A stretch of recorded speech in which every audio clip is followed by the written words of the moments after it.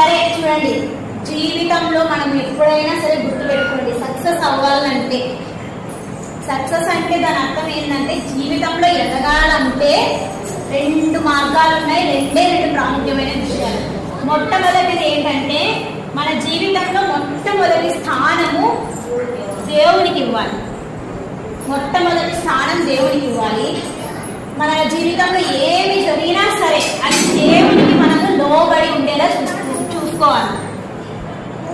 ఏం జరిగినా దేవునికి లోబడాలి. అది మేలైనా సరే కీడైనా సరే.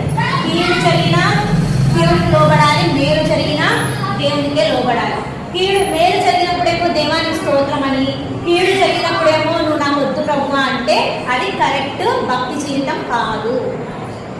మన భక్తి జీవితంలో ఏ జీవితము రాసుకోండి, భక్తి జీవితం అనేది రాసుకోండి. భక్తి జీవితంలో సక్సెస్ అవ్వాలంటే రెండు మార్గాలు ఉన్నాయి. మెయిన్ పాయింట్స్ ఇదే.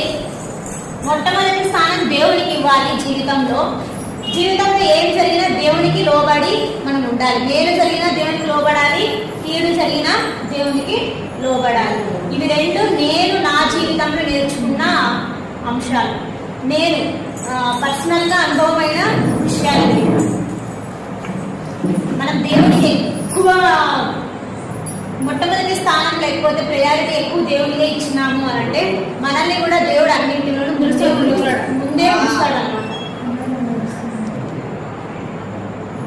ఏం జరిగినా సరే కీడైనా మేలైనా దేవునికి లోబడాలి. దేవునికి విధేయత కలిగి మనం ఉన్నప్పుడు దేవుడు మనకి సక్సెస్ ఇస్తాడు.